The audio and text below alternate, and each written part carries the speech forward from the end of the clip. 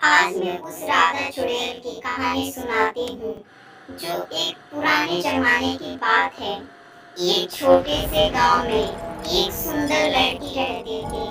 उसका नाम राधा था। राधा को उसकी सुंदरता के कारण सभी लोग बहुत पसंद करते थे, लेकिन उसकी किस्मत में कुछ और ही लिखा था। उसकी शादी के दिन उसके घर के पास एक अजीब घटना घटित हुई। एक विचित्र महिला जो अजीब से कपड़े पहने हुई थी, गांव में आई और राधा को किसी विशेष चीज की चेतावनी दी, लेकिन राधा ने उसकी बातों का अनसुना कर दिया। शादी के दिन राधा और उसके परिवार ने खुशी खुशी समारोह मनाया, लेकिन शादी के बाद राधा की जिंदगी अचानक बदल गई। उसके ससुराल में अजीब घटनाएं घटने लगी। रात को अजीब सी आवाजें सुनाई देने लगी और कभी-कभी उसकी बगल में कोई बेतरतीब साया नजर आता था।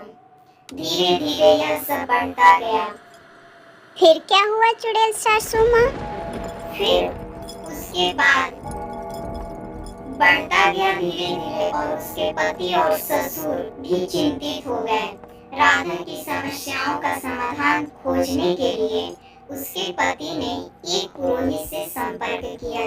पुरोहित ने बताया कि इस सब के पीछे एक चुड़ैल का हाथ हो सकता है, जो कि किसी कारणवश राधा को परेशान कर रही है। पुरोहित ने सलाह दी कि राधा को अपनी आत्मा को शुद्ध करने के लिए विशेष अनुष्ठान करना होगा।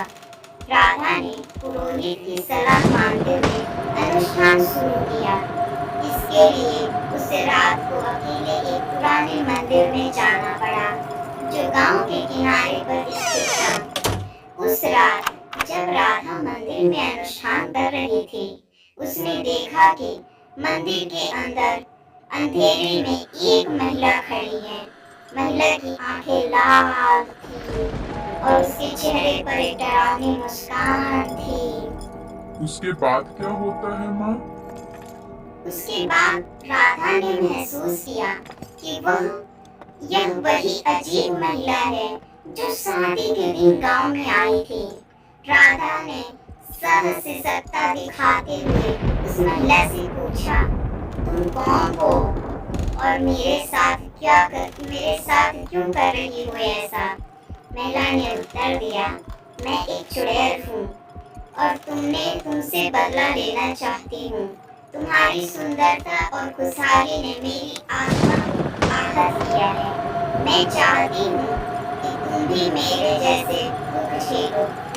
राधा ने समझाया कि वह किसी के लिए बुरा नहीं चाहती और उसकी खुशहाली किसी के लिए खतरा नहीं है।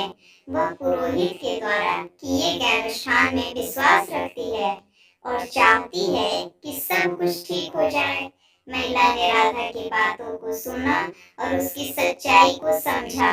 वह चुड़ैल ने महसूस किया कि राधा की आत्मा शुद्ध और नेक है और उसे कोई नुकसान नहीं पहुंचाना चाहिए। रात के अंत में महिला ने राधा को बताया कि उसकी आत्मा को शांति की आवश्यकता है और उसे इसके लिए एक विशिष्ट पूजा करने की सलाह दी। राधा ने चुड़ैल की सलाह मानते हुए पूजा की और उसके बाद चुड़ैल ने कहा कि अब वह शांति में रह सकती है और राधा को परेशान नहीं करेगी। चुड़ैल ने राधा को आश्वस्त किया कि वह अब स्वतंत्र है और उसकी आत्मा को शांति मिलेगी। राधा के जीवन में फिर से खुशी लौट आई और उसकी शादीशुदा जिंदगी फिर से सामान्य हो गई। गांव वाले भी खुश हुए कि राधा की समस्याओं का समाधान हो गया। चुड़ैल की आत्मा को शांति मिली और राधा ने सबक सीखा कि हर समस्या का समाधान शांति और समझदारी से होती है। थैंक यू माँ, इतनी अच्छी कहानी सुनाने के लिए। प्लीज आप लोग लाइक सब्सक्राइब करें प्लीज।